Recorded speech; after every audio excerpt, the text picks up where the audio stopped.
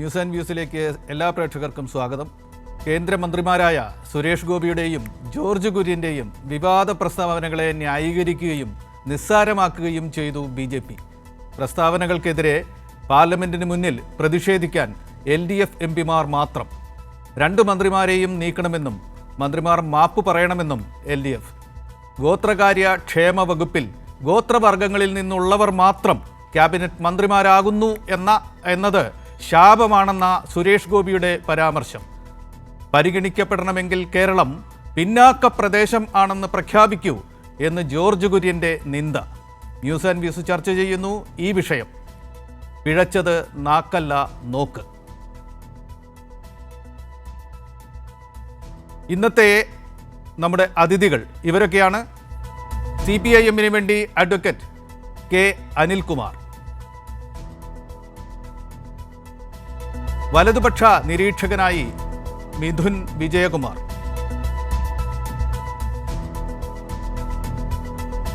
മുതിർന്ന മാധ്യമപ്രവർത്തകൻ A. Sajeevan.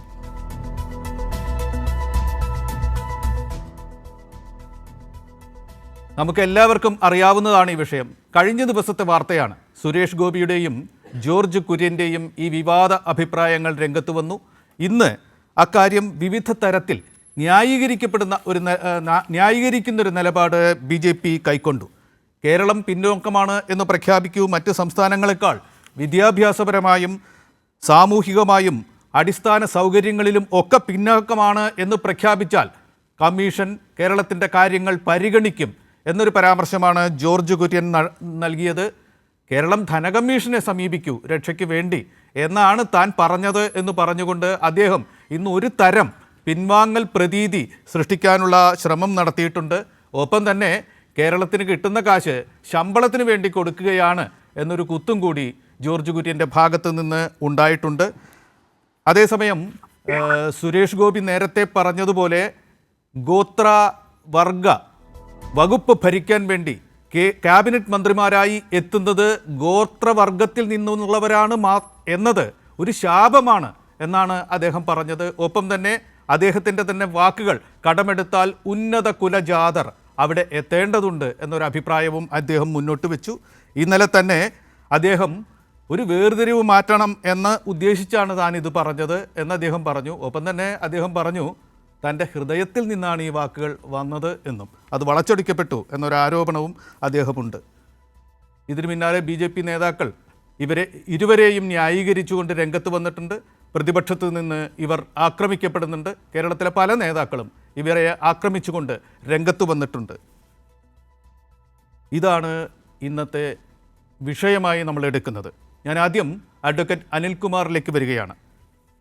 Advocate Anilkumar, ഇന്ന് BJP നേതൃത്വം നൽകിയിരിക്കുന്ന ഈ വിശദീകരണം തൃപ്തികരമാണോ?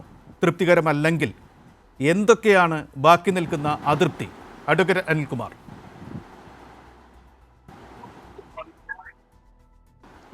ബഹുമാനപ്പെട്ട കേന്ദ്രമന്ത്രി സുരേഷ് ഗോപിക്ക് ചരിത്രത്തിൽ മറുപടി പറഞ്ഞിട്ടുള്ളത് ശ്രീനാരായണ ഗുരുവാണ്. അദ്ദേഹത്തിൻ്റെ ഒരു കൃതിയാണ് ജാതി നിർണയം. ഉന്നത കുലജാതർ എന്ന് പറയുമ്പോൾ എന്താണ് ജാതി? പരസ്പരം പുണർന്നു പെറുന്നതേതോ അതൊരു ജാതി. ഇതാണ് ഗുരുദേവൻ്റെ ജാതി നിർണയം. മനുഷ്യൻ അതിൽ ആണും പെണ്ണും ചേർന്ന് പുണർന്നാൽ ഒരു കുട്ടി ഉണ്ടാവും. പട്ടിയും പൂച്ചയും ഇണചേർന്നാൽ കുട്ടി ഉണ്ടാവില്ല. അപ്പോൾ പരസ്പരം പുണർന്ന് കുട്ടി ഉണ്ടാവുന്നതേതോ അത് ഒരു ജാതി എന്ന് പറഞ്ഞാൽ മനുഷ്യനൊരു ജാതി എന്ന് മാത്രം. ഇതാണ് ഗുരുദേവൻ്റെ ജാതി നിർണയം എന്ന കൃതി ചൂണ്ടിക്കാണിക്കുന്നത്. 100 കൊല്ലം മുമ്പ് തന്നെ ഇപ്രകാരമുള്ള ഉന്നത കുലജാതർക്ക് ചരിത്രത്തിൽ മറുപടി നൽകിയ ഗുരുദേവനെയാണ് സുരേഷ് ഗോപിക്ക് ഞാൻ പരിചയപ്പെടുത്തുന്നത്. സുരേഷ് ഗോപി ഇത് പുതിയ കാര്യമായി പറയുന്നതല്ല. ഋഗ്വേദത്തിലെ പുരുഷ സൂക്തം ഇതാണ് പറയുന്നത്. ഋഗ്വേദത്തിലെ പുരുഷ സൂക്തത്തിൽ മനുഷ്യൻ്റെ നിർമ്മിതിയെ സംബന്ധിച്ച്, മനുഷ്യനെങ്ങനെ ഉണ്ടായി എന്നതിനെ സംബന്ധിച്ച് കൃത്യമായി പുരുഷ സൂക്ത കഥാകാരൻ പറയുന്നത് ഭഗവാൻ മനുവിൻ്റെ ശിരസിൽ നിന്നും ഉൽപ്പാദിപ്പിക്കപ്പെട്ട ഒരു ജാതിയുടെ പ്രത്യേകതകളെക്കുറിച്ചാണ്, അല്ലെങ്കിൽ ബ്രഹ്മാവിൻ്റെ ശിരസിൽ നിന്നും ഉൽപ്പാദിപ്പിക്കപ്പെട്ട ഉന്നത ജാതിയെക്കുറിച്ചാണ്. അതുകൊണ്ട് തന്നെയാണ് നമ്മുടെ പഴയകാല ഭാരതീയ സംസ്കാരം എന്ന് വിളിക്കുന്ന RSS വിളിക്കുന്ന ആ ഭാരതീയ സംസ്കാരത്തിൽ അവരെപ്പോഴും പറഞ്ഞിരിക്കുന്നത് ഏതു ഭരണമാണ് നല്ലത്? ലോകാ സമസ്ത സുഖിനേ ഭവന്തു, സർവ്വലോകത്തിനും സുഖമായിരിക്കട്ടെ എന്ന് പറഞ്ഞാൽ ലോകത്തെ മുഴുവൻ മനുഷ്യർക്കും സുഖമായിരിക്കട്ടെ എന്നല്ല പറയുന്നത്. പിന്നെന്താണ് പറയുന്നത്? ഗോ ബ്രാഹ്മണസ്യ ഇതമസ്ത നിത്യം ലോകാ സമസ്ത സുഖിനേ ഭവന്തു. ഗോക്കളെയും ബ്രാഹ്മണരെയും നന്നായി പരിപാലിക്കുന്ന മതത്തിന്, രാജാവിന്, ഭരണത്തിന് സുഖം വരട്ടെ. ബ്രാഹ്മണ പൂജയുടെ മതമാണ് ഭാരതീയ സംസ്കാരം, RSS മുന്നോട്ട് വെക്കുന്ന സംസ്കാരം. ആ ബ്രാഹ്മണ പൂജയുടെ ഒരു രാഷ്ട്രം, ഒരു രാഷ്ട്രീയം ഇത് രൂപപ്പെടുത്തണം എന്നുള്ളതാണ് RSS മുന്നോട്ട് വെക്കുന്നത്. അതുകൊണ്ട് തന്നെയാണ് കുലം, ഗോത്രമഹിമ, വംശശുദ്ധി, ആ വംശശുദ്ധിയെ ഉറപ്പിക്കാൻ വേണ്ടി വംശശുദ്ധി ഇല്ലാത്തവരെ മ്ലേച്ഛർ എന്ന് വിളിക്കുക. ഇവിടെ മ്ലേച്ഛന്മാരുണ്ട്. ആരാണ് മ്ലേച്ഛർ? വംശശുദ്ധി ഇല്ലാത്തവരെല്ലാം മ്ലേച്ഛരാണ്. അങ്ങനെ മ്ലേച്ഛന്മാരുടെ രാജ്യവും വരേണ്യരുടെ രാജ്യവുമായി രാജ്യത്തെ വിഭജിക്കുന്നു. അതുകൊണ്ടാണ് നമ്മൾ ചണ്ടാലഭിക്ഷുകിൽ കുമാരനാശൻ പറയുന്നത്, ഗ്രാമത്തിന് പുറത്തെങ്ങോ വസിക്കുന്ന ചാമ്പ്രനായകൻ തൻ്റെ കിടാത്തിനാൻ. ഗ്രാമത്തിൻ്റെ പുറത്താണ് വാസം. ഉന്നതകുല ജാതകർ ഗ്രാമത്തിനകത്തും അതല്ലാത്തവർ പുറത്തും. അപ്പോൾ സംസ്കാരത്തിന് പുറന്തള്ളൽ. ഈ പുറന്തള്ളലാണ് ബഹുമാനപ്പെട്ട മന്ത്രി സുരേഷ് ഗോപി തുറന്നു പറഞ്ഞത്. അത് ഭാരതീയ സംസ്കാരമെന്ന് വിളിക്കപ്പെടുന്ന RSSൻ്റെ ദർശനമാണ്. അത് അദ്ദേഹം തുറന്നു പറഞ്ഞതിൽ സത്യസന്ധതയുണ്ട് എന്ന് തന്നെയാണ് എൻ്റെ നിലപാട്. അതുകൊണ്ട് തന്നെ സുരേഷ് ഗോപി അല്ല വിമർശിക്കപ്പെടേണ്ടത്, അദ്ദേഹം മുന്നോട്ട് വെക്കുന്ന രാഷ്ട്രീയമാണ് വിമർശിക്കപ്പെടേണ്ടത്. മനുസ്മൃതിയാണ് അദ്ദേഹം മുന്നോട്ട് വെച്ചത്, ഭരണഘടനയല്ല. ഭരണഘടന മുന്നോട്ട് വെക്കാതെ മനുസ്മൃതിയെ മുന്നോട്ട് വെച്ചു എന്നതുകൊണ്ട് അദ്ദേഹത്തിന് ആ സ്ഥാനത്തിരിക്കാൻ യോഗ്യതയുണ്ടോ എന്നുള്ളത് മറ്റൊരു പ്രധാനപ്പെട്ട വിഷയമാണ്. ഭരണഘടനയെ നിന്ദിക്കുകയല്ല, ഭരണഘടനയെ അട്ടിമറിക്കുകയാണ് സുരേഷ് ഗോപി ചെയ്തത് എന്നതാണ് പ്രധാനം. ഇനി ബഹുമാനപ്പെട്ട ശ്രീ ജോർജ് കുര്യൻ, അദ്ദേഹത്തെ അഭിനന്ദിക്കാനാണ് ഞാൻ തയ്യാറാകുന്നത്. കാരണം എന്താണ്? കമ്മ്യൂണിസ്റ്റ് പാർട്ടി കേരളത്തിൽ പ്രവർത്തിച്ചത് കേരളത്തെ നശിപ്പിക്കുകയല്ല ചെയ്തത്, കേരളത്തെ കമ്മ്യൂണിസ്റ്റ് പാർട്ടി തകർക്കുകയല്ല ചെയ്തത്, മുന്നോട്ടാണ് കൊണ്ടുപോയത് എന്നതിൻ്റെ സാക്ഷ്യപത്രമാണ് ബഹുമാനപ്പെട്ട മന്ത്രി ജോർജ് കുര്യൻ പറയുന്നത്. അത് യഥാർത്ഥത്തിൽ 1-2 മോദി സർക്കാരിൻ്റെ കാലഘട്ടത്തിൽ തന്നെ കേരളത്തെക്കുറിച്ച് നീതി ആയോഗിൻ്റെ എല്ലാ വിലയിരുത്തലിലും കേരളം 1-ാം സ്ഥാനത്തേക്ക് കുതിക്കുകയായിരുന്നു. 1-ാം പിണറായി സർക്കാരിൻ്റെ കാലത്ത് നീതി ആയോഗിന് മന്ത്രിമാരുടെ വിവിധ വകുപ്പുകളെല്ലാം കണക്കാക്കി നമുക്ക് കിട്ട മാർക്ക് 75ആയിരുന്നു.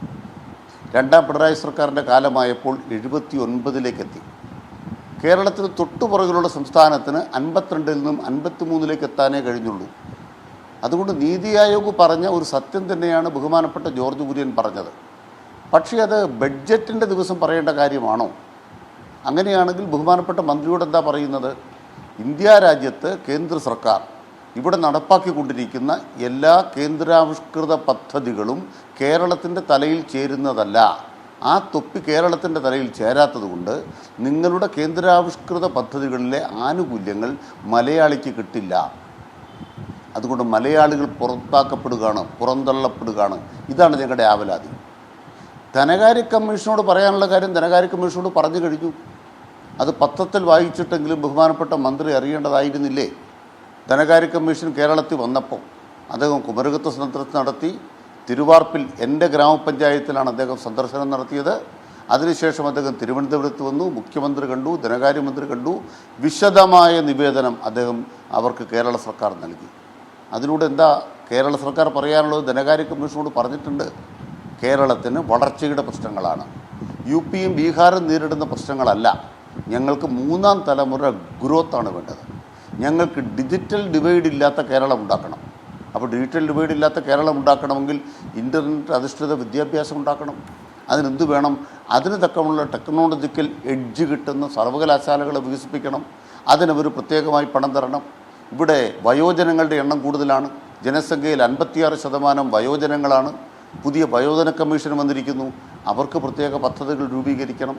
അതുപോലെ തന്നെ കേരളത്തിലെ ചെറുപ്പക്കാർ, ആ ചെറുപ്പക്കാർക്ക് കേരളത്തിൽ തന്നെ ജീവിച്ച് ഇവിടെ ജോലി കഴിക്കാൻ കഴിയുന്ന തരത്തിലുള്ള പദ്ധതികൾ വേണം.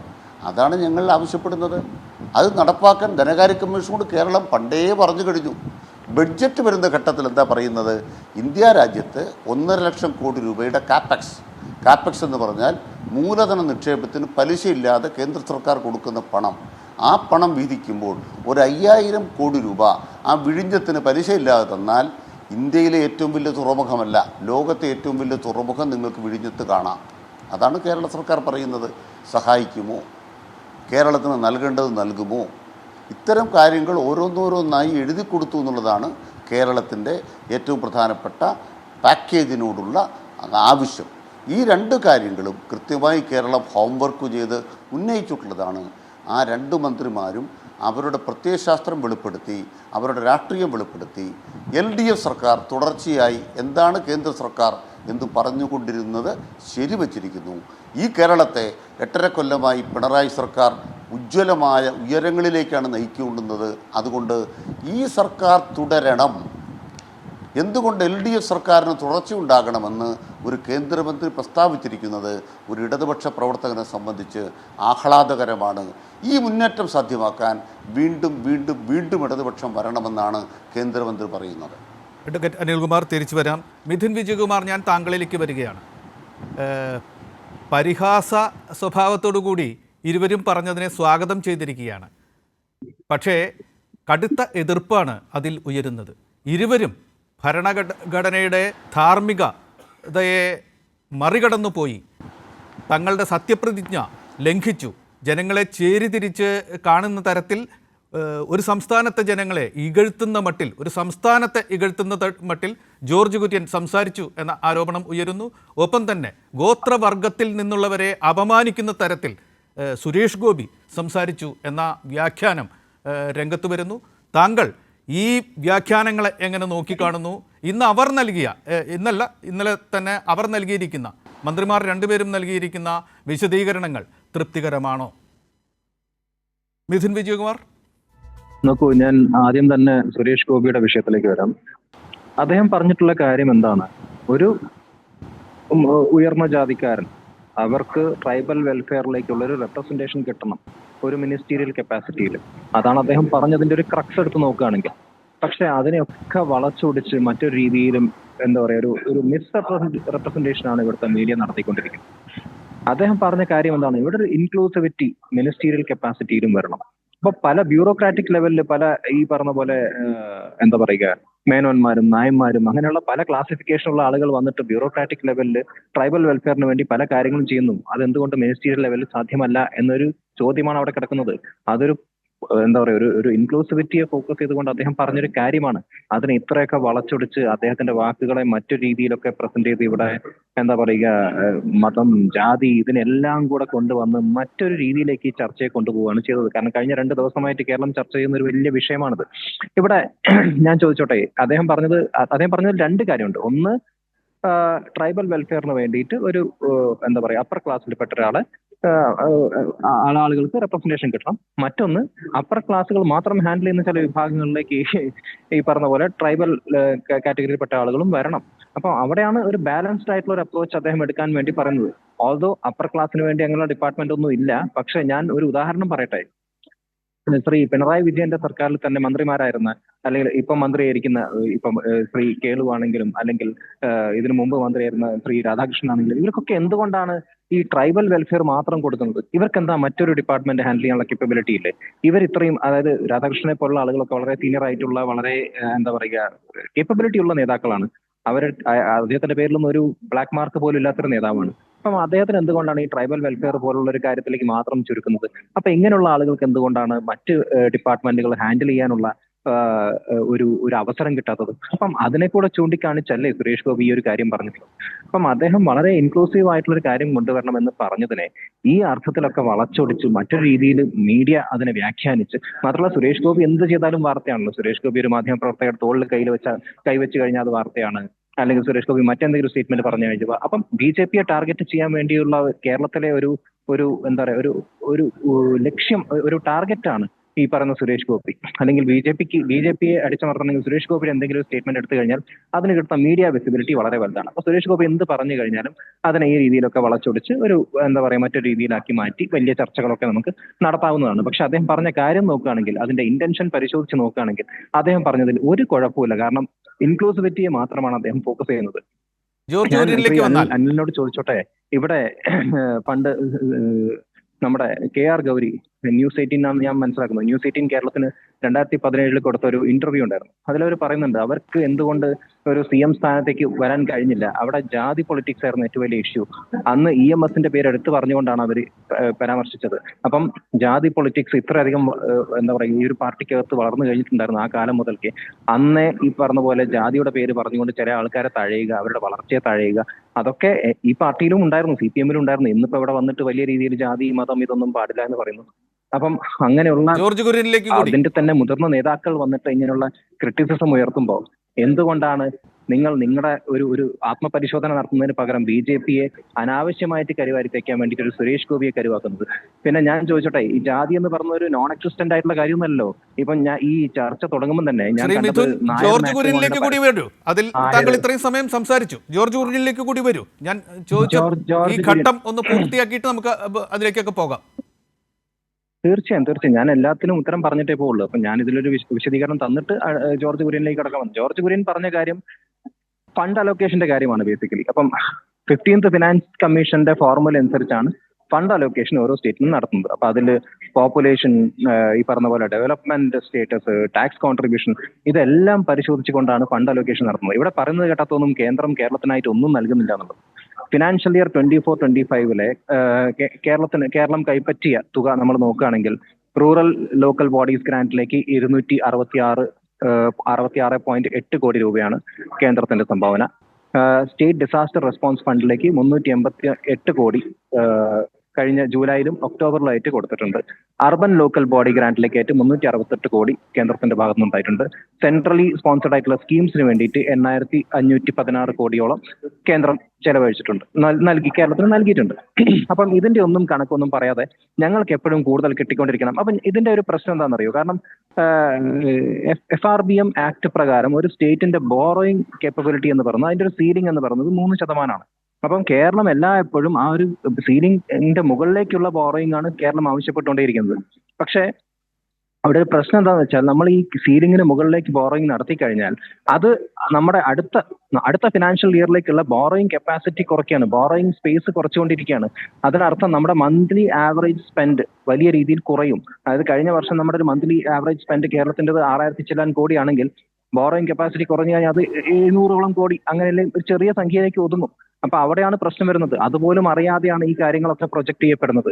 അപ്പോൾ ഞാൻ ഒരു കാര്യം ചോദിക്കട്ടെ, ഇപ്പം സ്റ്റേറ്റ് ഡിസാസ്റ്റർ മാനേജ്മെന്റ് അതിനെ വലിയ രീതിയിൽ ഹൈക്കോടതി തന്നെ വിമർശിച്ചിട്ടുണ്ട്. കാരണം നിങ്ങൾ ആരെയാണ് വിഡ്ഢിയാക്കാൻ നോക്കുന്നത് എന്നാണ് ഹൈക്കോടതി കഴിഞ്ഞ വർഷം ഡിസംബറിൽ ഇതുമായി ബന്ധപ്പെട്ട ഒരു കേസിൽ പറഞ്ഞൊരു സ്റ്റേറ്റ്മെന്റ്. കാരണം മിസ്മാനേജ്മെന്റ് ഓഫ് ഫണ്ട് അത് പലപ്പോഴും ഉയർന്നു വന്നൊരു വിഷയമാണല്ലോ. വിഷയം മാറിപ്പോകുന്നു. ജോർജ് കുര്യൻ പറഞ്ഞതിന് ശരിയാണോ തെറ്റാണോ എന്ന് ഉള്ളൊരു കൺക്ലൂഷനിലേക്ക് വരും. അല്ല, ജോർജ് കുര്യൻ പറഞ്ഞ കാര്യത്തിനല്ലേ ഞാൻ വിശദീകരണം തരുന്നത്. കാരണം പിന്നെ ഫിനാൻഷ്യൽ മാനേജ്മെന്റിലെ പ്രശ്നങ്ങളെ ചൂണ്ടിക്കാണിച്ചുകൊണ്ടല്ലേ നമുക്ക് ഈ കാര്യത്തെ പറയാൻ പറ്റുക. അല്ല, ജോർജ് കുര്യൻ എന്തുകൊണ്ട് അത് പറഞ്ഞു എന്നതല്ലേ ഞാൻ വ്യക്തമാക്കിക്കൊണ്ടിരിക്കുന്നത്. അപ്പൊ ഇവിടെ STRFന്റെ മാനേജ്മെന്റ്, ഫണ്ട് മാനേജ്മെന്റ് അല്ലെങ്കിൽ മറ്റു രീതിയിലുള്ള ഫണ്ട് മാനേജ്മെന്റ്, CAG റിപ്പോർട്ടിൽ പലപ്പോഴും റിപ്പോർട്ട് ഫയലിങ്ങിനെ ചൂണ്ടിക്കാണിച്ചുകൊണ്ടും തന്നതിനെ കുറിച്ചല്ല, തരാത്തതിനെ കുറിച്ചായിരുന്നു കേരളം വിമർശിച്ചുകൊണ്ടിരുന്നത്. തരാത്തത് ഇനി കൂടുതൽ കിട്ടണമെങ്കിൽ കേരളം അവികസിത പ്രദേശമാണ് എന്ന് പ്രഖ്യാപിച്ചുകൊണ്ട് വരൂ, ഞങ്ങളുടെ കയ്യിൽ ഒന്നുമില്ല എന്ന് പറഞ്ഞുകൊണ്ട് വരൂ എന്നാണ് അദ്ദേഹം പറഞ്ഞത്. അത് ശരിയാണോ തെറ്റാണോ എന്ന് പറഞ്ഞ് ഒന്ന് ഉപസംഹരിക്കൂ. അല്ല, ഒരു കാര്യം ചോദിച്ചോട്ടെ, ഒരു കേന്ദ്രത്തെ സംബന്ധിച്ച് കേരളത്തെ മാത്രം ഫോക്കസ് ചെയ്തുകൊണ്ടൊരു ബജറ്റ് ഇറക്കാൻ പറ്റുമോ? അവർക്ക് എല്ലാ സ്റ്റേറ്റിനെയും ഫോക്കസ് ചെയ്തുകൊണ്ടല്ല ഒരു ബജറ്റ് ഇറക്കാൻ പറ്റുക. കേരളം എല്ലാ സ്റ്റേറ്റിനെയും ഫോക്കസ് ചെയ്തില്ല എന്നാണ് വിമർശനം. അപ്പോ നമുക്ക് വരാം. മിഥുൻ താങ്കളിലേക്ക് തിരിച്ചു വരാം. ഇനി ഞാൻ സജീവനിലേക്ക് വരികയാണ്. സജീവൻ, ഇപ്പോൾ ഉണ്ടായിരിക്കുന്നത് നമുക്ക് മുമ്പിൽ കാണാം. CPIM-ന്റെ പ്രതിനിധി ഇരുവരും പറഞ്ഞതിൻ്റെ അന്തസ്സത്തയെ എതിർത്തുകൊണ്ട് അത് പരോക്ഷമായി കേരളത്തിനുള്ള ഒരു അംഗീകാരമാണ് എന്ന് പറഞ്ഞു വച്ചിരിക്കുന്നു. വലതുപക്ഷ നിരീക്ഷകനായി പങ്കെടുത്ത മിഥുൻ ഇരുമന്ത്രിമാരും ഉയർത്തിയ പ്രശ്നം പ്രസക്തമാണ് എന്ന് പറഞ്ഞിരിക്കുന്നു. സുരേഷ് ഗോപി പറഞ്ഞത് കൂടെ പറഞ്ഞു വെച്ച ഒരു വാക്യം വല്ലാതെ വിമർശിക്കപ്പെടുന്നുണ്ട്. നമ്മുടെ നാട്ടിലെ മറ്റൊരു ശാപമാണിത്. ട്രൈബൽ വിഭാഗക്കാരൻ അല്ലാത്ത ഒരാൾ ട്രൈബൽ വിഭാഗത്തിൻ്റെ ക്യാബിനറ്റ് മന്ത്രിയാകില്ല എന്നത് വളരെയേറെ അത് വിമർശിക്കപ്പെടുന്നു. ഒപ്പം തന്നെ കേരളത്തിന് എന്തെങ്കിലും കിട്ടണമെങ്കിൽ കേരളം പാപ്പരാണ് എന്ന മട്ടിലുള്ള ഒരു പ്രഖ്യാപനം നടത്തിക്കൊണ്ട് വരൂ എന്ന് പറഞ്ഞിരിക്കുന്നു. ഇതും വിമർശിക്കപ്പെടുന്നുണ്ട്. അതിൽ വിമർശിക്കത്തക്കതായ ഒന്നുമില്ല എന്നാണ് ഇപ്പോൾ മിഥുൻ വിജയകുമാർ നമ്മളോട് പറഞ്ഞിരിക്കുന്നത്. താങ്കളുടെ നിരീക്ഷണങ്ങൾ? ഞാനിതിൽ രണ്ടുപേരും പറഞ്ഞതിനോട് വിയോജിക്കുകയാണ്. അനിൽകുമാർ പറഞ്ഞ പോലെ ഇതിനെ ലഘുവായിട്ട് കാണേണ്ട കാര്യമല്ല ഇത്. ഞാനത് മിഥുനിൽ വെച്ച് തുടങ്ങാം. മിഥുൻ പറഞ്ഞ് ഈ സുരേഷ് ഗോപിയുടെ കാര്യത്തിൽ പറഞ്ഞ് അവസാനിപ്പിച്ചത് അദ്ദേഹം വളരെ സാത്വികമായിട്ട്, വളരെ എന്താണ്, ഒരു നിരുപദ്രവകരമായിട്ട് ഒരു കാര്യം പറഞ്ഞു. അതായത് ഈ ഉന്നത കുലജാതർക്ക് ഈ പിന്നെ ട്രൈബൽ വിഭാഗത്തിൻ്റെ പദവി കൊടുക്കണം, അത് നല്ല കാര്യം, തിരിച്ചും കൊടുക്കണം, അതൊരു നല്ല കാര്യമല്ലേ എന്നാണ് പറഞ്ഞത്. നമ്മുടെ രാജ്യത്തിന് പിന്നെ സ്വാതന്ത്ര്യം കിട്ടിയിട്ട് 75 വർഷം കഴിഞ്ഞല്ലോ, 3/4 നൂറ്റാണ്ട് കഴിഞ്ഞു. നമ്മുടെ ഭരണഘടന ഉന്നത കുലജാതരെ അംഗീകരിക്കുന്നുണ്ടോ എന്നുള്ളതാണ് ഏറ്റവും പ്രധാനപ്പെട്ട കാര്യം. നമ്മൾ അങ്ങനെയുണ്ട്. മനുസ്മൃതിയിൽ സ്വാഭാവികമായിട്ടും ഈ പറയുന്ന രൂപത്തിൽ അതും ഈ താഴെത്തട്ടിൽ വരെ വരുന്നില്ല. സവർണ വിഭാഗത്തിൽ മാത്രമാണ് ഈ പറയുന്ന 4 വിഭാഗമുള്ളത്. ഒന്ന് ദൈവത്തിൻ്റെ തലയിൽ നിന്നും, ശരീരത്തിൽ നിന്നും, കൈകളിൽ നിന്നും, പിന്നെ കാലിൽ നിന്നൊക്കെ ഉണ്ടായെന്ന് പറയുന്നത്. അത് വരുന്ന പോലും സവർണ വിഭാഗത്തിലാണ്. അവിടുന്ന് അങ്ങോട്ടേക്കുള്ളവരെ പട്ടിക്കും പൂച്ചയ്ക്കും തുല്യമായ രീതിയിൽ കണക്കാക്കുന്ന ഒന്നാണ് മനുസ്മൃതി. അപ്പോൾ സ്വാഭാവികമായിട്ടും അതാണെങ്കിൽ കുഴപ്പമില്ല. പക്ഷേ നമ്മുടെ ഭരണഘടന ദൈവത്തിൻ്റെ തലയിൽ നിന്ന് വന്ന ആളുകൾ കാലിൽ നിന്ന് വന്ന ആളുകൾ എന്നിട്ട് വേർതിരിച്ച് നിർത്തുന്നുണ്ടോ? ഇവിടെ എന്താ നമ്മൾ പറയുക? ഉന്നത കുലജാതർ. സുരേഷ് ഗോപി പറഞ്ഞതിനോട് എനിക്ക് സത്യത്തിൽ അതൊരു പുച്ഛമാണ്. കാരണം അദ്ദേഹത്തിൻ്റെ ജീവിതാഭിലാഷം അദ്ദേഹം ഈ ഗുരുവായൂർ തന്ത്രികളുടെ അല്ല ശബരിമല തന്ത്രികളുടെ വീട്ടിൽ പോയിട്ട് പറഞ്ഞിട്ടുണ്ട്, എനിക്ക് തന്ത്രിയാവാനാണ്, തന്ത്രി ഇനി അടുത്ത ജന്മത്തിൽ തന്ത്രി കുടുംബത്തിൽ ജനിക്കണം, അങ്ങനെയുള്ളൊരു ആളായിട്ട് മാറണം എന്നൊക്കെ പറഞ്ഞിട്ടുള്ളത്.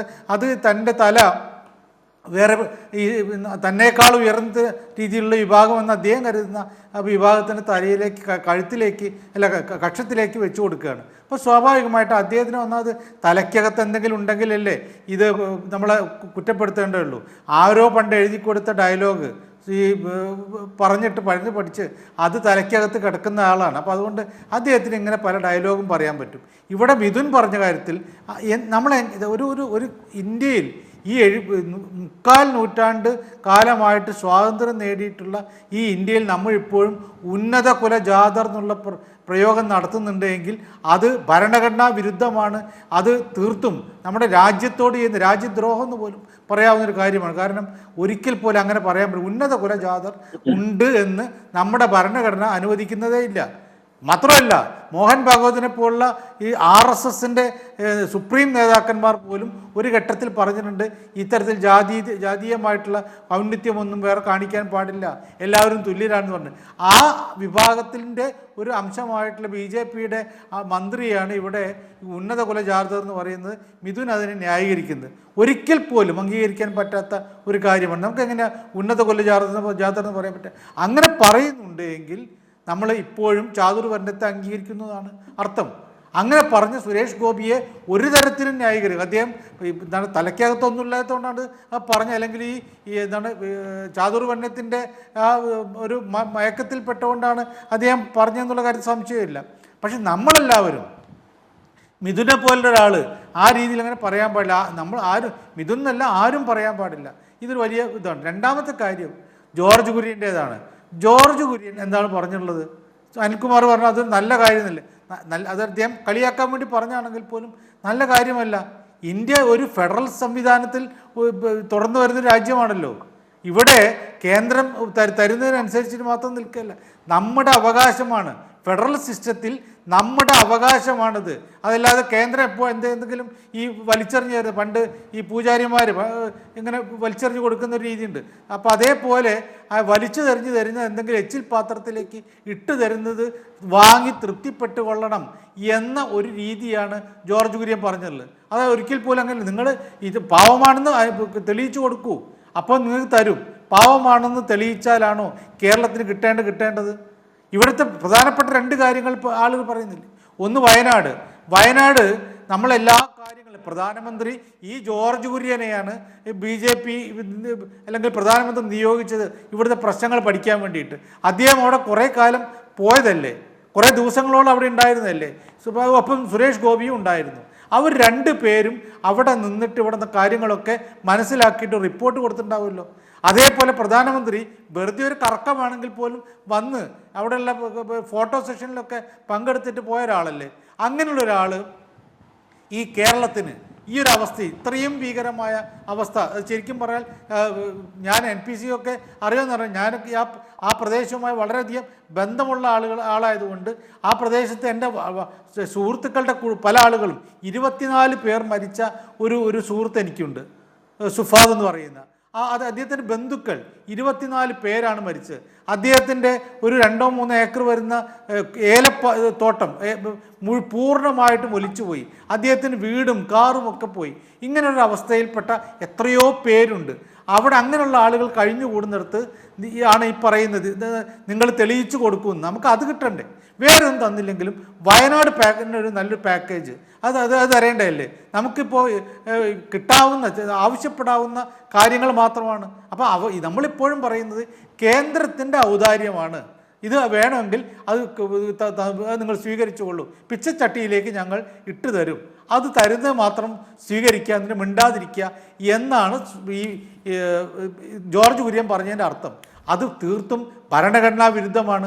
ആ ഭരണഘടനയെ ലംഘിക്കലാണ്, നമ്മുടെ ഫെഡറലിസ്റ്റ് സംവിധാനത്തെ തകർക്കലാണ്. ഈ 2 പേരും പറഞ്ഞതിനെ അതിൻ്റെ അതേ തീവ്രതയോടുകൂടി തന്നെ ഞാൻ അതുകൊണ്ട് അനിലിനോട് വിയോജിക്കുന്നു പറഞ്ഞു. അനിൽകുമാർ പറഞ്ഞ പോലെ ഇത് തമാശക്കാരിയൊന്നുമല്ല. അദ്ദേഹം നമ്മുടെ കേരളം സമ്പന്നമാണ് എന്ന് സംഭവിച്ചാൽ നമ്മൾ ഊറ്റം കൊള്ളേണ്ട കാര്യമൊന്നുമില്ല. ഇത്ര മോശമായിട്ട് ഇന്ത്യ എന്ന് പറയുന്ന ഒരു ക്വാസി ഫെഡറൽ സംവിധാനത്തെ തകർക്കുകയാണ്. ഞങ്ങൾ അത് പണ്ട് രാജാക്കന്മാർ ചെയ്യുന്നില്ലേ? രാജാക്കന്മാരെ എന്തെല്ലാം ചെയ്താൽ അവർ കുറേ കാര്യങ്ങളൊക്കെ നാട്ടുകാർക്കും അത് അവരുടെ ഔദാര്യമാണ് എന്ന് വിചാരിക്കുന്ന ഒരു കാലമുണ്ടായിരുന്നു. അതേപോലെ ഔദാര്യമാണ് എന്ന് വിചാരിക്കണമെന്നാണ് ഇപ്പോൾ ഈ ജോർജ് കുര്യൻ പറയുന്നത്. അതിനെ ന്യായീകരിക്കുന്നതിനോട് ഒരിക്കലും യോജിപ്പില്ല. പ്രത്യേകിച്ച് ഇതിനെ പോലുള്ള ആളുകൾ നമ്മൾ ജാതീയമായിട്ട് നമ്മൾ 4 പേരും ഇവിടെ ഇരിക്കുന്നില്ലേ? ജാതി ഓരോരുത്തർക്കും സംസാരിക്കാൻ NPC അവസരം കൊടുക്കുന്നു. ആദ്യം ഉന്നത കുലജാതി സംസാരിക്കട്ടെ, രണ്ടാമത് നടുവിലുള്ള കുലജാതി സംസാരിക്കട്ടെ, മൂന്നാമത് അധസ്ഥിതൻ സംസാരിക്കട്ടെ എന്ന് പറഞ്ഞിട്ടാണോ? അങ്ങനെയാണോ നമ്മൾ ഇവിടെ ഓരോ കാര്യങ്ങളുള്ളത്?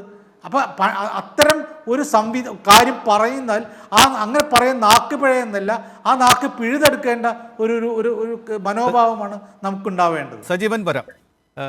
അനിൽകുമാർ, ഞാൻ താങ്കളിലേക്ക് വരികയാണ്. താങ്കൾ ഫലിത രൂപേണയാണ് പറഞ്ഞതെങ്കിലും അത് കൂടുതൽ ഗൗരവത്തോടെ കാണണം എന്ന് സജീവൻ ആവശ്യപ്പെട്ടിരിക്കുന്നു. എന്തായാലും ഞാൻ ജോർജ് കുര്യൻ പറഞ്ഞതിനെ പറ്റി തന്നെയാണ് പറയുന്നത്. അതായത് ഞങ്ങൾക്ക് മാനദണ്ഡങ്ങളുണ്ട്, ഞങ്ങളുടെ ധനകമ്മീഷന് മാനദണ്ഡങ്ങളുണ്ട്. ആ മാനദണ്ഡങ്ങൾക്കൊത്തേ കാശ് തരാനാവുള്ളൂ, അല്ലെങ്കിൽ നിങ്ങൾ പിച്ചക്കാരാണെന്ന് സ്വയം പ്രഖ്യാപിച്ചു വരൂ എന്ന് അദ്ദേഹം പറഞ്ഞിരിക്കുകയാണ്. 1943 ബംഗാൾ ക്ഷാമം ഉണ്ടായി. അത് എത്രയോ പേരെ കൊന്നൊടുക്കിക്കൊണ്ട് മുന്നോട്ട് പോയിക്കൊണ്ടിരിക്കുമ്പോൾ അവിടേക്ക് ഭക്ഷണം എത്തിക്കണം എന്ന ആവശ്യം ബ്രിട്ടീഷുകാർ നിരന്തരം തള്ളിക്കളഞ്ഞുകൊണ്ടിരുന്നു. യുദ്ധകാല സാഹചര്യവും കൂടിയാണ്. നമുക്കറിയാവുന്ന പോലെ 2ാം ലോക യുദ്ധകാലമാണല്ലോ. എന്നിട്ട് വിൻസ്റ്റൺ ചർച്ചിൽ നടത്തിയ ഒരു പരാമർശമുണ്ട്, ജനസംഖ്യയാണ് ആ ക്ഷാമത്തിൻ്റെ കാരണം, ഇന്ത്യക്കാർ മുയലുകൾ പെറുന്നത് പോലെ പെറ്റുകൂട്ടുകയാണ് എന്നൊരു പരാമർശം നടത്തി. ദുരധികാരികൾക്ക് എപ്പോഴും അവരുടെ ന്യായമുണ്ടാവും, അവരുടെ മാനദണ്ഡങ്ങളുണ്ടാവും. ആ മാനദണ്ഡങ്ങളിൽ മറ്റുള്ളവർ ഇരകളാണ്, മറ്റുള്ളവർ യാചിക്കേണ്ടവരാണ്. ഈ യുക്തിയിലേക്കല്ലേ ഇത് പോയിരിക്കുന്നത്, ജോർജ് കുര്യൻ്റെ വാക്കുകൾ പോയിരിക്കുന്നത്? മാത്രവുമല്ല, BJPയുടെ ദേശീയ നിർവാഹക സമിതി അംഗം PK കൃഷ്ണദാസ് കേരളത്തിൻ്റെ സാമ്പത്തികാവസ്ഥയെ ലളിതമാക്കി വിശദീകരിക്കുകയാണ് ജോർജ് കുര്യൻ ചെയ്തിരിക്കുന്നത് എന്ന് വരെ പറഞ്ഞിരിക്കുന്നു. എന്ന് വെച്ചാൽ കേരളം ഒരർത്ഥത്തിൽ പാപ്പരായി നിൽക്കുക തന്നെയാണ് എന്ന് പറഞ്ഞിരിക്കുന്നു. ഇത് നമ്മളൊരു സാമ്പത്തിക ഉപരോധത്തിൽ ഏർപ്പെടുത്തിയിരിക്കുകയാണ് എന്ന നിലയ്ക്ക് വേണ്ടേ CPIM കാണാൻ? അത്തരത്തിൽ സംസാരിക്കാൻ, അതിൻ്റെ ഗൗരവത്തോടെ ഉൾക്കൊണ്ട് സംസാരിക്കാൻ താങ്കൾ തയ്യാറാവുകയില്ലേ Anilkumar?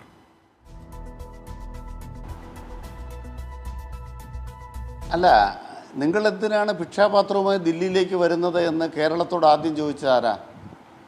Rajeev Gandhi. Why are you coming to Delhi with your bowl? Begging bowl. അപ്പൊ NBC എന്ന് ഡൽഹിയിലാണ് ജോലി ചെയ്യുന്നത്.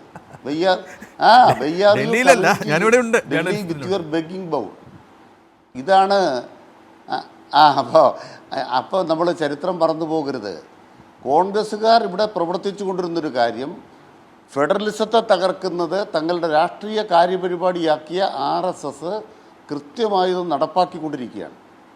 ഫെഡറൽ സംസ്ഥാനങ്ങൾ, ഭാഷാ സംസ്ഥാനങ്ങളെന്ന് പറഞ്ഞാൽ അത് വിഭജനത്തിൻ്റെ വിഷബീജം എന്നാണ് വിചാരധാരയിൽ പറയുന്നത്.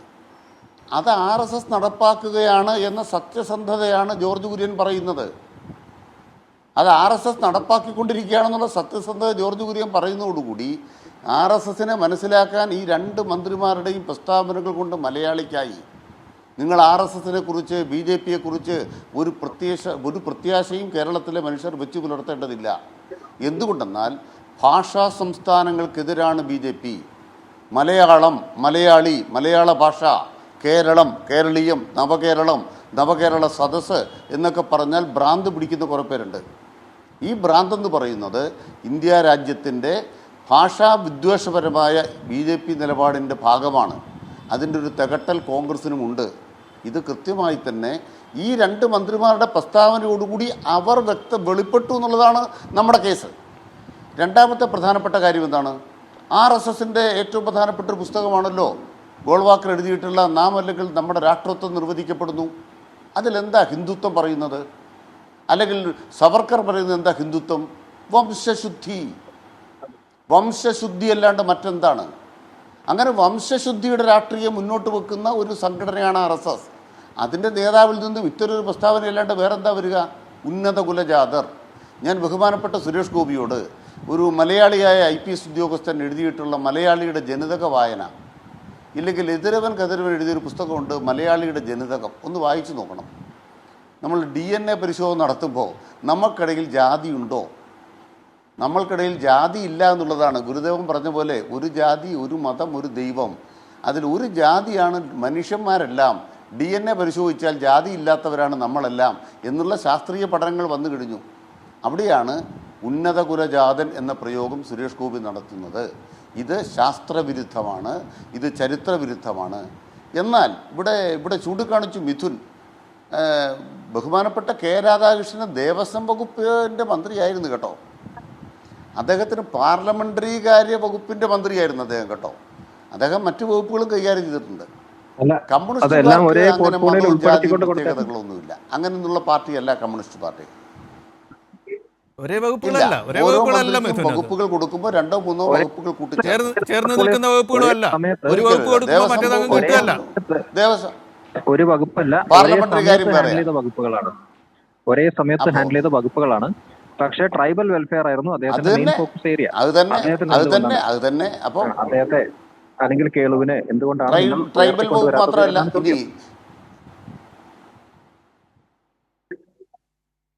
ഇനി ഞാൻ തിരിച്ചൊരു ചോദ്യം ചോദിച്ചോട്ടെ. നമ്മുടെ നാട്ടിൽ ഏതെങ്കിലും ഒരു വ്യക്തി ഒരു സ്ഥാനത്ത് വന്നാൽ ഏതെങ്കിലും പ്രത്യേക വിഭാഗത്തിന് ഗുണം കിട്ടുമോ? ഭൂമി ഇല്ലാത്തവർക്കെല്ലാം ഭൂമി. കമ്മ്യൂണിസ്റ്റ് പാർട്ടി കേരളത്തിൽ അധികാരത്തിൽ വന്നുകൊണ്ടല്ലേ ഭൂപരിഷ്കരണം കൊണ്ടുവന്നത്. അത് കൊണ്ടുവന്ന ഒരു നമ്പൂതിരിപ്പാടിൻ്റെ ഗവൺമെൻറ്റാണ് കേട്ടോ. 57-ലെ EMSൻ്റെ ഗവൺമെൻറ്.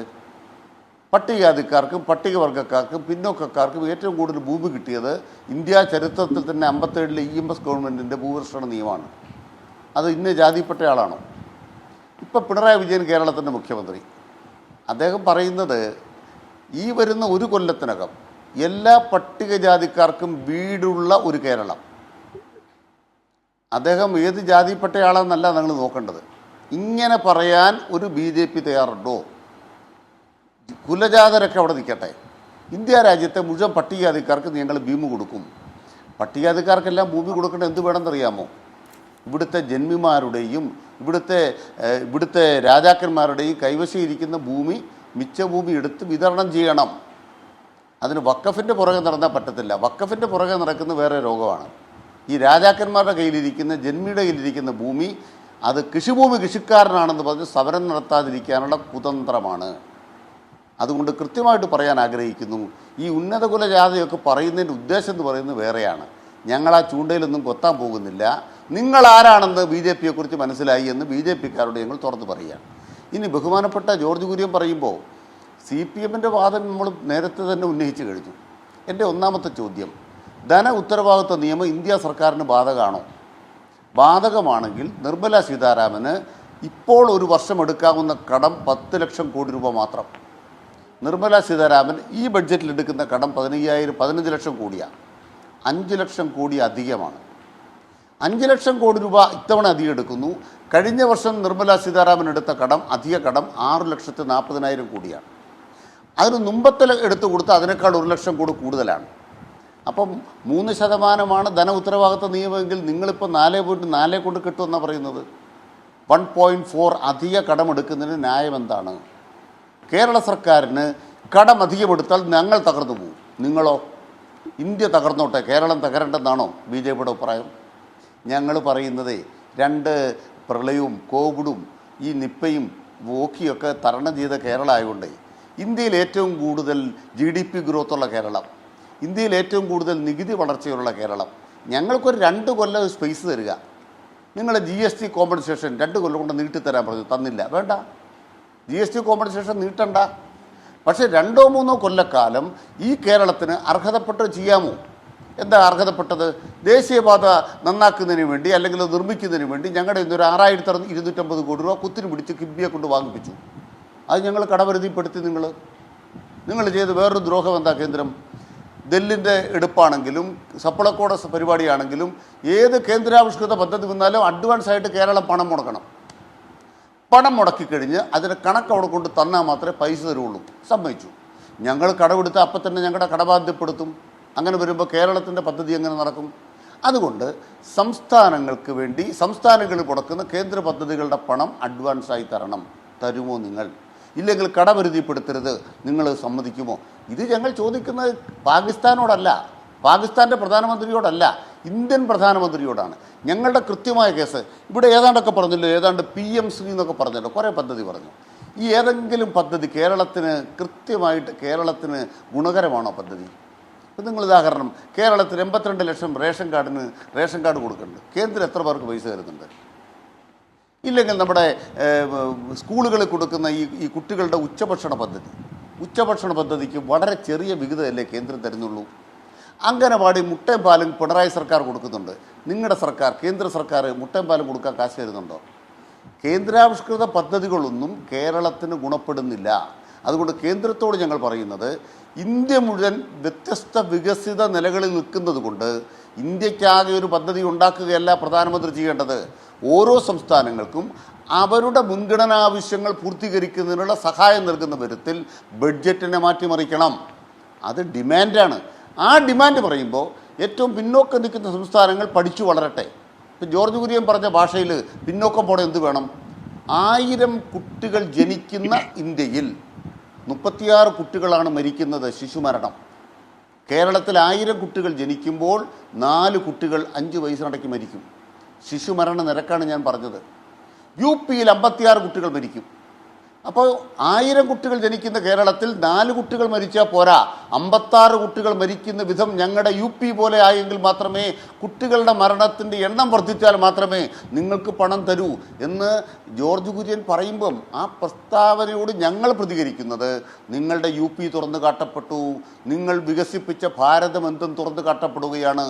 കമ്മ്യൂണിസ്റ്റ് പാർട്ടി ഉജ്ജ്വലമായ പോരാട്ടത്തിലൂടെ വികസിപ്പിച്ച കേരളം എന്താണെന്ന് ലോകത്തിന് മുന്നിൽ തുറന്നു കാട്ടപ്പെടുകയാണ്. അത് ഞങ്ങളുടെ രാഷ്ട്രീയമാണ്. ജോർജ് കുര്യൻ തുറന്നു വിട്ടത് ഞങ്ങളുടെ രാഷ്ട്രീയത്തെ മുന്നോട്ട് നയിക്കാനുള്ള രാഷ്ട്രീയമായൊരവസരമാണ്. ഞങ്ങളത് ഉപയോഗിക്കും. മിഥുൻ, ഞാൻ താങ്കളിലേക്ക് വരികയാണ്. ഇത് താങ്കൾ പറഞ്ഞതുപോലെ വളരെ നിഷ്കളങ്കമായി ഒരഭിപ്രായം 2 മന്ത്രിമാർ പറഞ്ഞു എന്ന നിലയ്ക്കല്ല നിരീക്ഷകരായാലും മാധ്യമങ്ങളായാലും ഒക്കെ തന്നെ എടുത്ത് മുന്നോട്ട് കൊണ്ടുവരുന്നത്. താങ്കൾ പറയുന്നത് ശരിയാണ്, വളച്ചൊടിച്ചു എന്ന ആരോപണങ്ങൾക്കൊക്കെ പ്രസക്തിയുണ്ട്.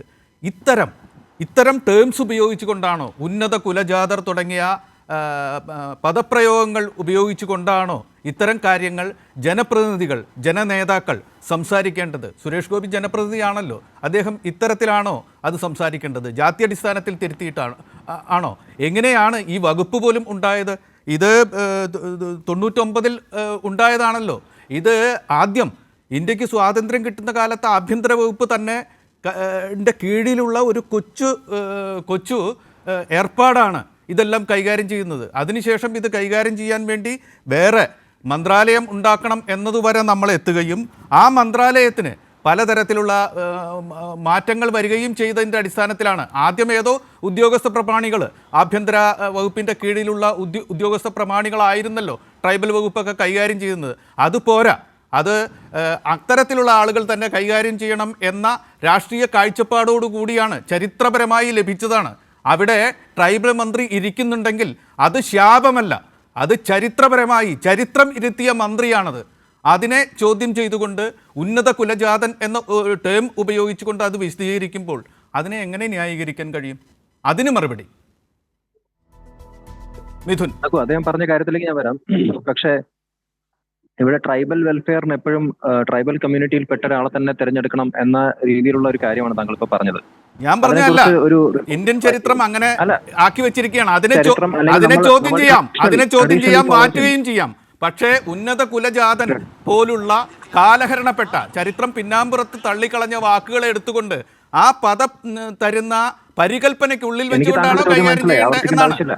അപ്പൊ പിന്നെ അതിലേക്ക് വരണം. അത് ആ ചോദ്യത്തിന്റെ വേറെ എവിടെയോ പോയി അല്ല, ഇവിടെ ഇതാണ് പ്രശ്നം. ഇതിന് മറുപടി ഉണ്ടെങ്കിൽ പറയൂ, അല്ലെങ്കിൽ എന്തെങ്കിലും പറഞ്ഞോളൂ.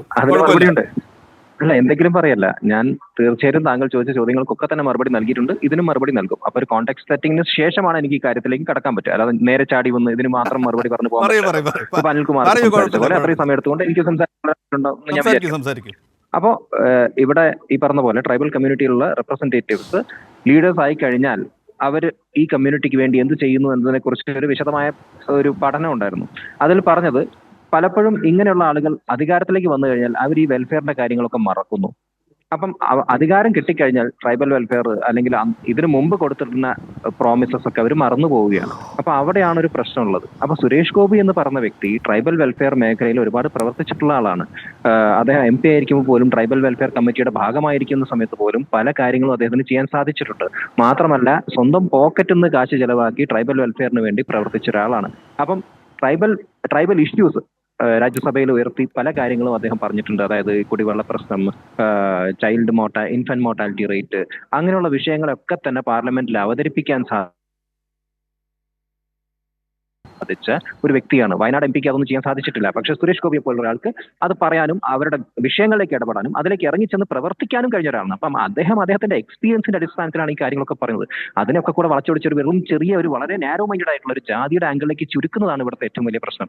ഇവിടെ സജീവൻ സാറിനെ പോലുള്ള മുതിർന്ന നേതാക്കളൊക്കെ അദ്ദേഹം പറഞ്ഞൊരു കാര്യം, ഇവിടെ സുരേഷ് ഗോപിക്ക് എന്താ പറയുക, തന്ത്രി കുടുംബത്തിൽ ജനിക്കാൻ ആഗ്രഹമുണ്ട്. അദ്ദേഹത്തിന് തന്ത്രി കുടുംബത്തിൽ ജനിക്കാൻ ആഗ്രഹം ഉണ്ടെങ്കിൽ എന്താ അദ്ദേഹത്തിന്റെ ആഗ്രഹമല്ലേ? തന്ത്രി എന്ന് പറഞ്ഞൊരു മോശം വാക്കാണ്. ഇവിടെ എന്തിനാ ഒരു അപ്പർ കാസ്റ്റ് ഹേട്രഡ് ഉണ്ടാക്കിയെടുക്കാൻ നമ്മൾ ശ്രമിക്കുന്നത്? ഇവിടെ ജാതിയില്ല, മതമില്ല, അങ്ങനെ ഒരു കോൺസെപ്റ്റിലേക്ക് നമ്മൾ വരുമ്പോൾ എന്തിനാണ് ഈ അപ്പർ കാസ്റ്റ് ഹേട്രഡ്? പിന്നെ ജാതി ഇല്ല എന്ന് എത്ര പറഞ്ഞു കഴിഞ്ഞാലും, അതാ ഞാൻ നേരത്തെ ചോദിച്ചത്. നമ്മുടെ ഈ ചർച്ച തുടങ്ങുന്നതിന് മുമ്പ് തന്നെ നമ്മൾ കൊടുത്തൊരു ഈ കൈരളിയുടെ ഒരു പരസ്യം ഞാൻ കണ്ടു. നായർ മാട്രിമോണി എന്ന് പറഞ്ഞാൽ ജാതിയല്ലേ? അപ്പം കൈരളിയെ പോലെ ജാതി ഇല്ലാതെ ആക്കാൻ വേണ്ടിയിട്ട് ശ്രമിക്കുന്ന ഒരു മാധ്യമം അല്ലെങ്കിൽ ജാതി എന്ന് പറഞ്ഞ കോൺസെപ്റ്റിലെ നിങ്ങൾ വിശ്വസിക്കുന്നില്ല എങ്കിൽ എന്തിനാണ് ഈ നായർ മാട്രിമോണിയുടെ ആഡൊക്കെ നിങ്ങൾ കൊടുക്കുന്നത്? അത് എന്തോ ആയിക്കോട്ടെ, നിങ്ങളുടെ റവന്യൂ ടാർഗറ്റ്സ് അല്ലെങ്കിൽ നിങ്ങളുടെ മാനേജ്മെന്റ് പോളിസി. പരസ്യങ്ങൾ അനുവദിക്കുന്നത് എങ്ങനെയാണെന്ന് അറിയില്ലേ? പരസ്യങ്ങൾ ഒരു നാട്ടിൽ മാധ്യമങ്ങളിൽ പരസ്യങ്ങൾ അനുവദിക്കുന്നതിന് ഒരു രീതിയുണ്ട്. ആ പരസ്യങ്ങൾക്ക് എന്തെങ്കിലും തകരാറുണ്ടെങ്കിൽ ആ രീതിയോട് സംസാരിക്കൂ. മുഖം ഇതിനെ കണ്ണാടിക്ക് നേരെയല്ല. നായർ മാട്രിമോണിയുടെ പരസ്യം മാധ്യമങ്ങളിൽ വരുന്നുണ്ടെങ്കിൽ മാധ്യമങ്ങളിലേക്ക് അല്ല കല്ലെറിയേണ്ടത്. മാധ്യമങ്ങളെ പറഞ്ഞുകൊണ്ട് പറഞ്ഞാണ്. മാധ്യമത്തിന് വേണ്ടി ഞാനാണല്ലോ ഇവിടെ ഇരിക്കുന്നത്. ഇത്രയും നേരമായിട്ട് നമ്മൾ ജാതി പാടില്ല, ജാതി വേണ്ട എന്ന് പറയുന്ന കൈരളി ചാനൽ എന്തുകൊണ്ടാണ് നായർ മാട്രിമോണിയുടെ ആഡ് കൊടുക്കുന്നത് എന്നൊരു നിഷ്കളങ്കമായ ചോദ്യമാണ്. താങ്കൾ ഉത്തരം പറയൂ, എന്താണ് ആ പോളിസി? നിഷ്കളങ്കമല്ല, ദുരുപദിഷ്ടമാണ്. അത് ഇവിടുത്തെ നിയമം അനുവദിക്കുന്ന പരസ്യമാണെങ്കിൽ കൊടുക്കും. നിയമം അനുവദിക്കുന്ന പരസ്യമാണെങ്കിൽ കൊടുക്കും. അനുവദിക്കുന്ന നിയമത്തോട് പറയൂ. അത് തന്നെയാ പറഞ്ഞത്. ജാതി നിയമം അനുവദിക്കുന്നുണ്ട്. അവിടെ പോകുമല്ലോ, അപ്പൊ പറഞ്ഞാൽ മതി. അല്ല, ജാതി എന്ന് പറയുന്നത് നിയമം. താങ്കൾ ഇങ്ങനെ എന്തെങ്കിലും പറയല്ലേ? ഞാൻ ഒരു കാര്യം ചോദിച്ചല്ലേ താങ്കളോട്, താങ്കൾക്ക് ആ പോളിസി വ്യക്തമാക്കാൻ സാധിക്കുന്നില്ലെങ്കിൽ അത് പറഞ്ഞേക്ക്. പ്രശ്നമല്ല, ഞാൻ പറഞ്ഞല്ലോ താങ്കളുടെ റവന്യൂ ടാർഗറ്റ് കേന്ദ്ര നിയമം അനുവദിക്കുന്ന പരസ്യങ്ങളാണ് മാധ്യമങ്ങൾ കൊടുക്കുന്നത്. ആ പരസ്യങ്ങളിൽ അൺഎത്തിക്കലായിട്ട് എന്തെങ്കിലും ഉണ്ടെങ്കിൽ കേന്ദ്ര നിയമത്തെ അഡ്രസ് ചെയ്യൂ.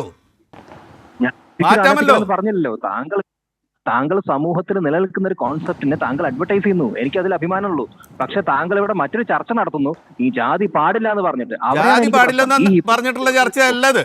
ഒരു കേന്ദ്രമന്ത്രി ഉപയോഗിച്ചൊരു പദപ്രയോഗം അത് ക്രിട്ടിസൈസ് ചെയ്യപ്പെടുകയാണ്. അതിന്മേലുള്ള മാധ്യമ ചർച്ചയാണ്. അതിന്റെ എൻഡ് റിസൾട്ട് ജാതി പാടില്ല എന്നിടത്തേക്ക് വരുന്നുണ്ടെങ്കിൽ അത് അവിടേക്ക് വരും. കൈരളിക്ക് പേടിയൊന്നുമില്ല. പല പാനലിസ്റ്റുകളും അല്ല, ജാതി പാടില്ല എന്നുള്ളത് പല പാനലിസ്റ്റുകളും പറഞ്ഞു പോയൊരു കാര്യമാണ്. അപ്പൊ അവരോട് പറയൂ, മാധ്യമത്തിൽ നിയമാനുസൃതമായിട്ട് വരുന്ന ഒരു പരസ്യത്തെയല്ല അതിന് ഉദാഹരണമാക്കേണ്ടത്. റെപ്രസെന്റ് ചെയ്യുന്നു എന്നുള്ളത്, കൈരളി ഏത് ഐഡിയോളജി റെപ്രസെന്റ് ചെയ്യുന്നു എന്നുള്ളത് ഇവിടെ കേരളത്തിൽ അറിയാത്ത ആൾക്കാരൊന്നുമല്ലോ നമ്മള്. അപ്പം കൈരളിയിൽ ഇങ്ങനെ ഒരു ചർച്ച നടക്കുമ്പോൾ അവിടെ ഒരു CPM പാനലിസ്റ്റ് അല്ലെങ്കിൽ ഒരു ഇടതുപക്ഷ അനുഭാവി പറയുകയാണ് ജാതി എന്ന് പറഞ്ഞ കോൺസെപ്റ്റ് വളരെ മ്ലേച്ഛമായ ഒരു കാര്യമാണെന്ന് പറയുമ്പോൾ മറുഭാഗത്ത് നമ്മൾ കാണുകയാണ് നായർ മാട്രിമോണിയുടെ പരസ്യം.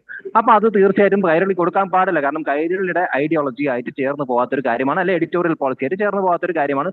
എനിക്ക് അതിനോട് ഒരു പ്രശ്നമില്ല കേട്ടോ, താങ്കൾ കൊടുത്തോളൂ, അങ്ങനെ പരസ്യങ്ങൾ താങ്കൾ കൊടുക്കൂ, അതൊരു പ്രശ്നമല്ല, എനിക്കൊരു പ്രശ്നമല്ല. ഇവിടെ സുരേഷ് ഗോപി എന്തുകൊണ്ട് ഇങ്ങനെയുള്ള കാര്യങ്ങളിൽ ഇടപെട്ടു അല്ലെങ്കിൽ ഇങ്ങനെ ഒരു കാര്യം പറഞ്ഞു എന്ന് പറഞ്ഞാൽ അദ്ദേഹത്തിന്റെ എക്സ്പീരിയൻസിന്റെ അടിസ്ഥാനത്തിൽ അദ്ദേഹം പറഞ്ഞത്.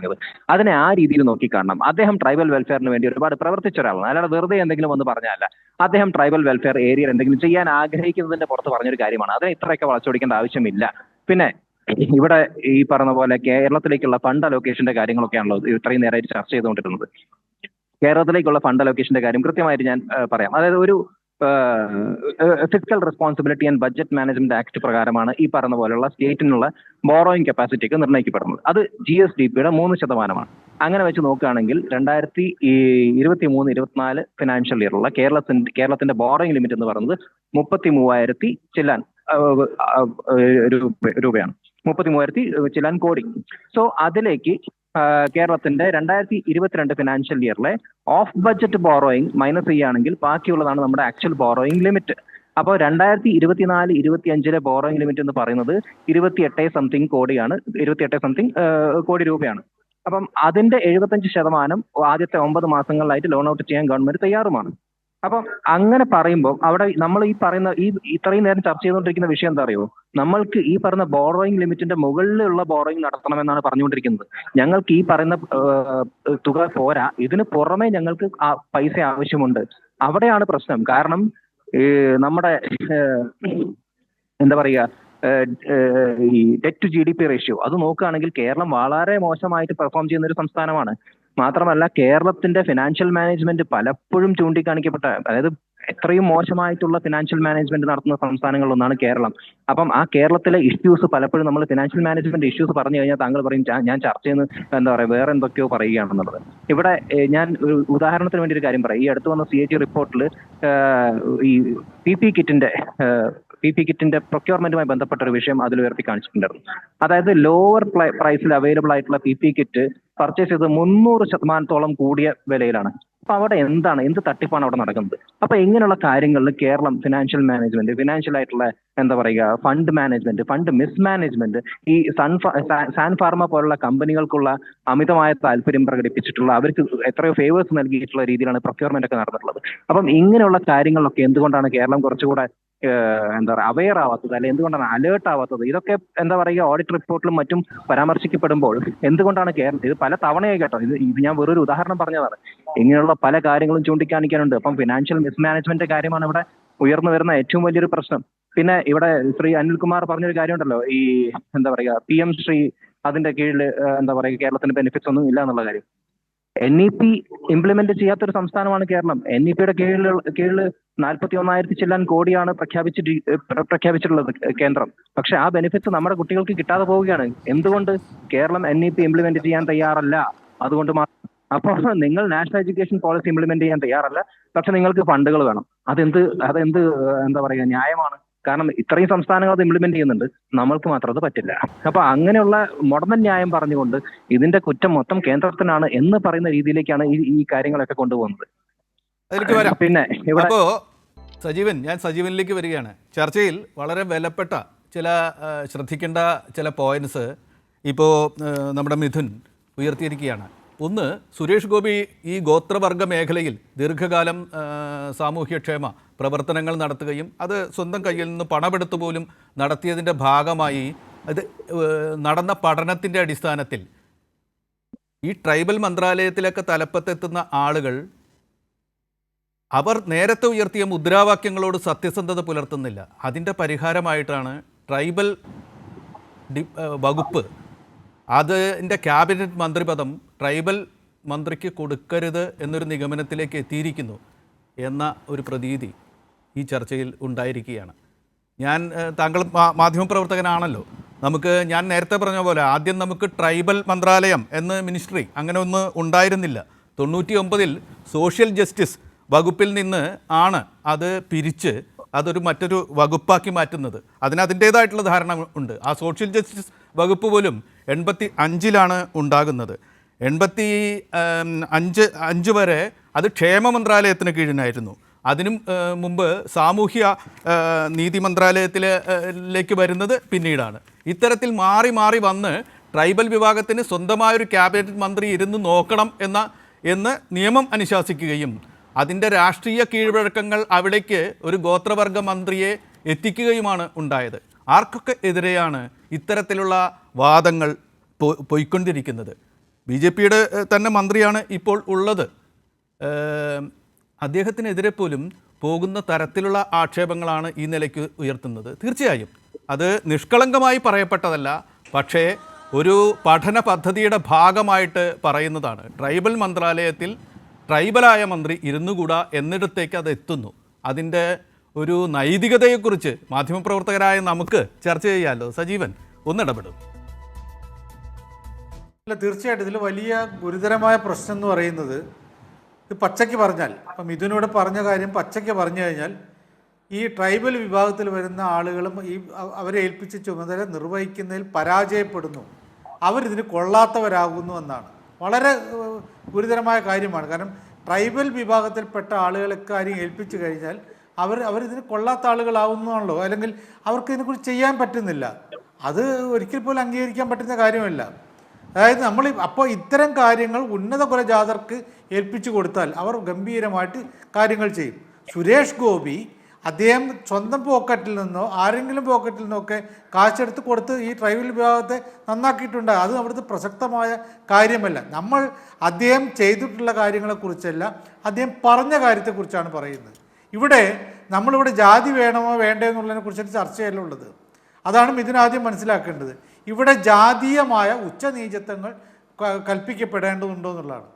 ജാതി വേണമോ ഇല്ലേ എന്നുള്ളതല്ല. ട്രൈബൽ വിഭാഗത്തിൽപ്പെട്ട ആളുകൾ താഴ്ന്ന ജാതിയിൽപ്പെട്ട ആളാണെന്നും അതുപോരാ ഉന്നതന്മാർ ഇവിടെ ഇരുന്നാൽ മാത്രമേ താഴ്ന്നവൻ്റെ പ്രശ്നം പരിഹരിക്കാൻ പറ്റുള്ളൂ.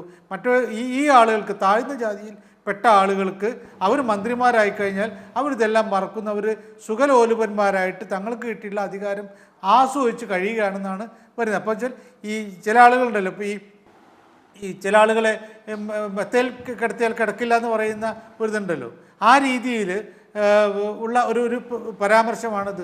കാരണം ഈ യോഗ്യതയില്ലാത്തൊരു സ്ഥാനത്തേക്ക് ഇവരിരുന്നു കഴിഞ്ഞാൽ അവരെ ഏൽപ്പിച്ച ജോലിയല്ല ചെയ്യുന്നത്, പകരം ഇത് ആസ്വദിച്ചുകൊണ്ട് ഇതിൻ്റെ സുഖലോലുപരായിട്ട് മാറുന്നു. അത് വ്യക്തമായി സജീവൻ. ഒരു കാര്യത്തിനും കൂടി, ഒരു മുതിർന്ന പരിണതപ്രജ്ഞനായ ഒരു മാധ്യമപ്രവർത്തകനാണല്ലോ താങ്കളൊന്ന് വിശദീകരിക്കണം. ഭരണഘടന, ദേശീയ പാരമ്പര്യം, ദേശീയ രാഷ്ട്രീയ പാരമ്പര്യം നമ്മളെയൊക്കെ ഭരമേൽപ്പിച്ചിരിക്കുന്ന ഒരു കർത്തവ്യമാണ് സെക്കുലറായി മതേതരത്വത്തിന് വേണ്ടി നിലകൊള്ളുക എന്ന്.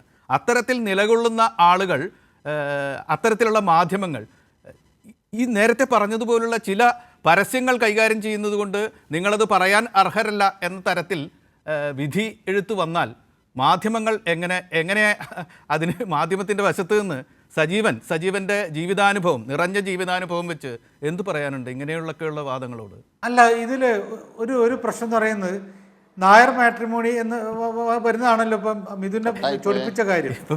നായർ എന്ന് പറയുന്നത് ഇപ്പോഴും നിലനിൽക്കുന്ന കാര്യമാണ്. നായർ എന്ന് പറയുന്നത് അത് ജാതിയാണ്. അതേപോലെ എല്ലാ ജാതിയും ഭരണഘടനാപരമായിട്ട് ഇവിടെ നിലനിൽക്കുന്നുണ്ട്. അത് ഇല്ലായ്മ ചെയ്യാന്നൊക്കെ നമുക്ക് പറയാം. പക്ഷെ ഇങ്ങനെ ഉണ്ടാവുമ്പോൾ എനിക്കൊരു നായർ സ്ത്രീയെയാണ് ഭാര്യയായിട്ട് വേണ്ടത് എന്നൊരാൾ പരസ്യം കൊടുക്കുമ്പോൾ ആ പരസ്യം കൊടുക്കാൻ പാടില്ല എന്ന് പറയാൻ പറ്റുമോ? സർക്കാർ നായർ വിഭാഗത്തിന് വേണ്ടി കൊടുക്കാൻ പാടില്ല എന്ന് പറയുന്നിരിക്കട്ടെ, അത് നിങ്ങളുടെ സെക്കുലർ നിലപാടിനെതിരെയാണ് പറയപ്പെടുന്നത്. അത് കൊടുക്കുന്നത് കൊണ്ട് നിങ്ങൾ ആ നിലപാടെടുക്കാൻ അർഹനല്ല എന്നാണ്. അല്ലല്ല, അത് നമ്മൾ ചെയ്യേണ്ടത് ഇപ്പൊ ഇവിടെ ജാതി നിരോധിക്കുന്നവരെ, ജാതീയമായിട്ടുള്ള ഒരു ജാതിയും പാടില്ല എന്ന് പറയുന്നവരെ കൊള്ളാം. പക്ഷേ നമ്മുടെ ഭരണഘടനയിൽ തന്നെ ജാതിയുണ്ട്, പക്ഷേ ജാതീയമായ വേർതിരിവ് പാടില്ല എന്നാണ് പറയുന്നത്. അത് നിരോധിച്ചു കഴിഞ്ഞാൽ പിന്നീട് നായർ മാട്രിമോണി കൊടുത്താൽ തെറ്റാണ്, കൈരളി കൊടുത്താലും തെറ്റാണ്, ആര് കൊടുത്താലും തെറ്റാണ്. പക്ഷേ ഇതിപ്പോൾ ഇവിടെ നിലവിലുള്ളതാണ്. ഇപ്പം ഞാൻ എൻ്റെ സ്വത്ത് വിൽക്കുന്നു എന്ന് പറയുമ്പോൾ അത് വളരെ കൃത്യമായിട്ടും അത് പരസ്യം കൊടുക്കുക എന്ന് പറയുന്നത് കൊടുക്കില്ല എന്ന് പറഞ്ഞാൽ തെറ്റായ കാര്യമല്ല. ശരി സജീവൻ, അപ്പോൾ അതിനൊരിക്കലും വിമർശിക്കാൻ പാടില്ല. നമ്മുടെ നേരം തീർന്നുകൊണ്ടിരിക്കുകയാണ്. അനിൽകുമാർ, താങ്കൾക്ക് എന്താണ് പറയാനുള്ളത്? ചർച്ച ഈ ഘട്ടത്തിൽ എവിടെ എത്തി നിൽക്കുന്നു എന്ന് താങ്കൾക്ക് അറിയാമല്ലോ. ഞാൻ ഇടപെട്ട് കൂടുതൽ പറയുന്നില്ല. താങ്കൾ എന്തെങ്കിലും കൂട്ടിച്ചേർത്തു?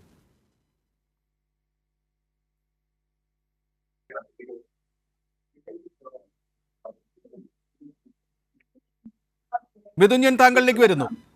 ചർച്ച അവസാനിക്കാൻ പോവുകയാണ്. ഉള്ള സമയം എല്ലാവർക്കും ഓരോ മിനിറ്റ് വീതം വിഭജിച്ച് തരുന്നു. മിഥുൻ എന്ത് പറയാനുണ്ട്, കൂട്ടിച്ചേർക്കാനുണ്ട്, സമാപിപ്പിക്കാനുണ്ട്?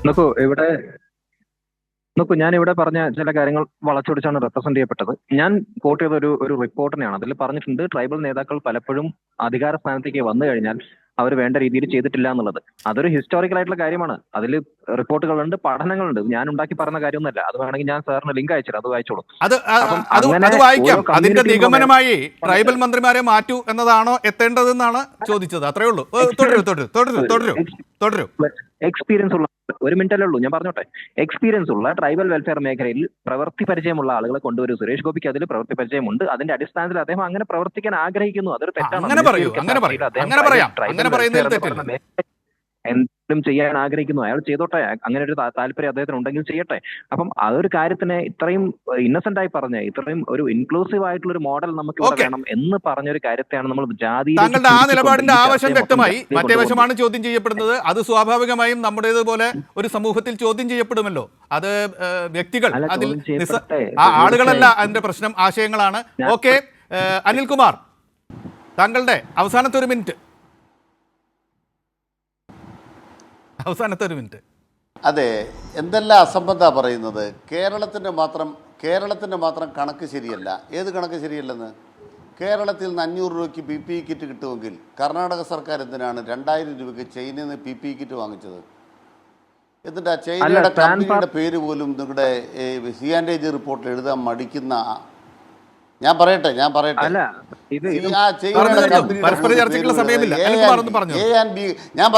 എന്റെ സമയല്ലേ. A&B കമ്പനിയുടെ കയ്യിൽ നിന്ന് 2000 രൂപയ്ക്ക് PPE കിറ്റ് വാങ്ങിച്ചത് എന്തിനാ? ബാംഗ്ലൂർ, കേരളത്തിൽ 500 രൂപയ്ക്ക് കിറ്റ് എന്നുണ്ടെങ്കിൽ കോവിഡിന് മുമ്പുള്ളൊരു സാധനത്തിൻ്റെ വില വെച്ചിട്ട് കേരള സർക്കാരിന് എങ്കിൽ ചാമ്പാൻ വന്നാൽ ആ C&AG ഒക്കെ വീട്ടിൽ പോയി എന്ന് പറഞ്ഞാൽ മതി. പിന്നെ നിങ്ങൾ പറഞ്ഞല്ലോ ധന ഉത്തരവാദിത്ത നിയമം പാലിക്കുന്ന സ്റ്റേറ്റാണ് കേരളം. ആ ഇന്ത്യ രാജ്യത്ത് എവിടെങ്കിലും വസ്തു വില വാങ്ങിക്കാൻ വേണ്ടി ദേശീയപാതയ്ക്ക് വേണ്ടി സംസ്ഥാന സർക്കാരിന് ഇത് പണം വാങ്ങിച്ചിട്ടുണ്ടോ? അല്ല, അതിവിടെ വാങ്ങിച്ചു. അത്തരത്തിലുള്ള വ്യത്യാസങ്ങൾ നിലനിൽക്കുന്നുണ്ട്. അനിൽകുമാർ, നമ്മുടെ ചർച്ചയുടെ സമയം കഴിയുകയാണ്. വളരെ നല്ലൊരു ചർച്ചയാണ് നടന്നത്. വിഴിഞ്ഞത്തിന്റെ VGF. അതെ, തിരിച്ചു ചോദിക്കുന്നു. അതെ, വളരെ കാതലായൊരു ചർച്ചയാണ് നടന്നത്. വളരെ മാന്യമായിട്ടുള്ളൊരു ചർച്ചയാണ് നടന്നത്. പക്ഷേ ആശയങ്ങളുടെ പേരിൽ എതിർപ്പുണ്ടാവുന്നത് സ്വാഭാവികമാണ്. Advocate Anilkumar, Mithun Vijayakumar, A. സജീവൻ, നിങ്ങൾക്ക് 3 പേർക്കും ഞാൻ നന്ദി പറയുകയാണ്. നമസ്കാരം.